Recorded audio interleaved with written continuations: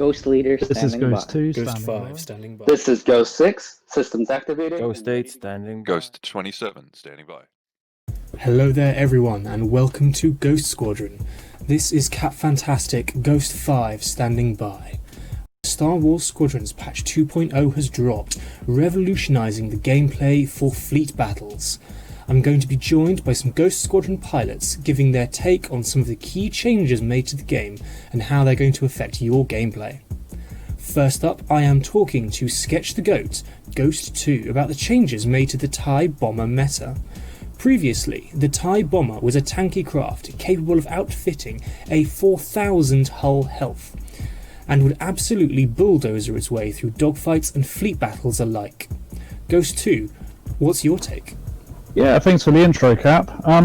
Okay, so nail on the head with the major change they've made. The hull. Basically, they've reduced the TIE Bomber's base hull down to 2,000 from 2,500, and they've reduced the amount it gets from reinforced hull to a 50% rather than 60%, bringing its total massive health pool down to 3,000 altogether. My first knee-jerk reaction to that was, is that a little bit much?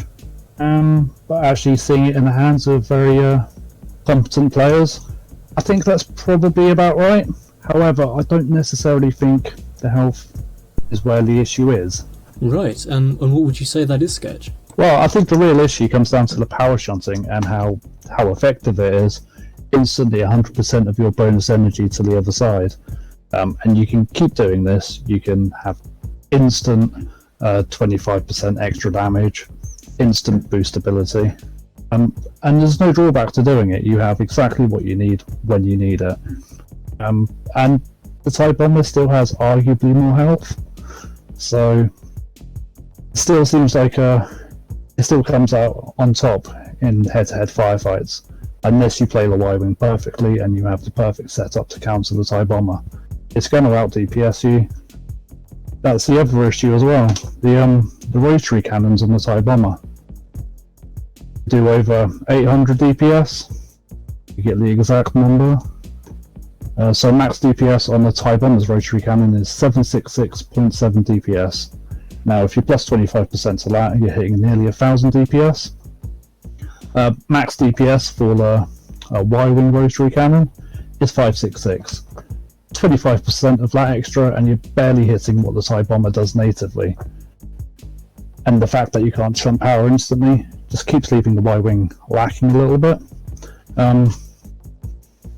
So with the TIE Bomber's extra power, I don't know whether you need to look at the power shunting or if you need to bring the Y-Wing up to spec a little bit more. But there's definitely a bit more to be done there with balancing. Okay, Sketch, thank you very much. Lots to think about there. I will see you in space. Next, I am chatting to Red Static, Ghost Leader. Thank you very much for joining me.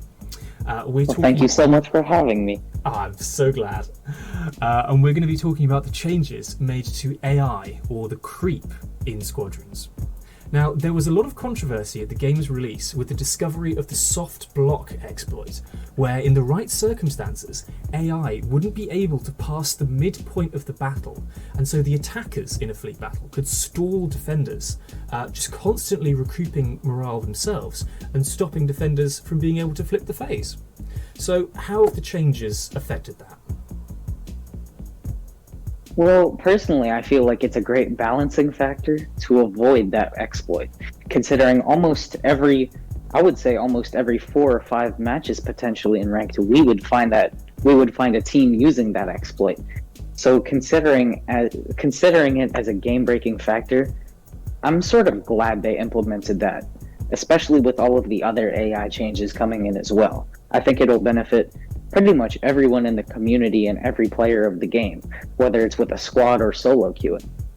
Nice. So, what are the main changes? Break it down for our listeners.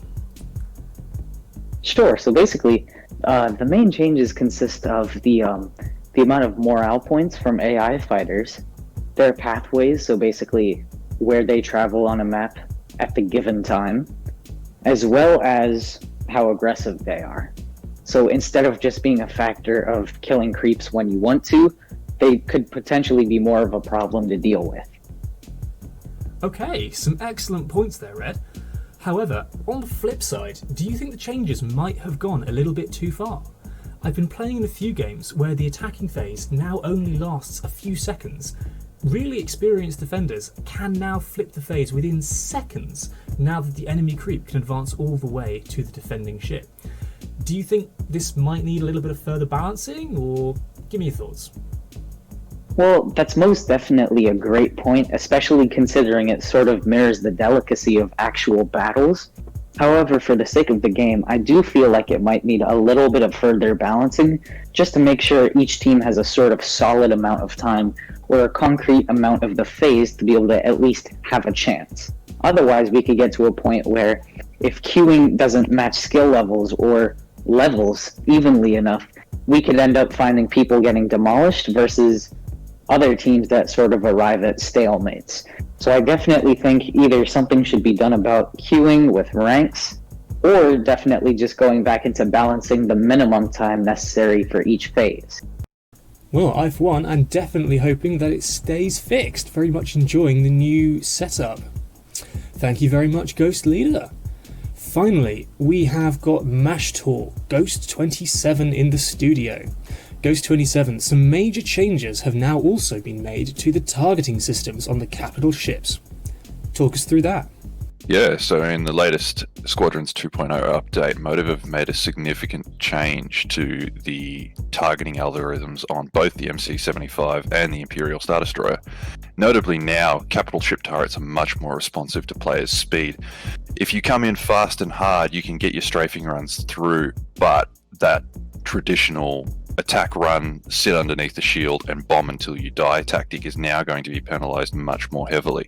Turrets are far more accurate and far more deadly the closer and the slower you get to them. They're also significantly more aggressive out of phase. Their deadly radius now is a lot larger than it has been in the previous patch versions, so there is a lot less potential for dive bombing under an enemy capital ship for either off-turn sniping or hunting for kills inside the enemy zones. There is a few problems with this now. I'm feeling that for those of us who've had the experience of actually being able to play around with the updates, we're noticing that significantly the out-of-phase targeting is extremely aggressive and well more accurate than we've ever seen before. This is going to change the way that each phase is played and the tactics that can be employed. It's also going to really hopefully bring back the idea that strike runs and strafing runs on capital ships are going to be much more valuable than suicide bomb runs. We're going to be interesting to see whether the torpedo fighter especially really starts to show its value as a serious capital ship offensive strategy when the likelihood of being able to do multiple torpedo runs without being shot down if you maintain speed and targeting is a really interesting development. Okay, thank you, Mashtor.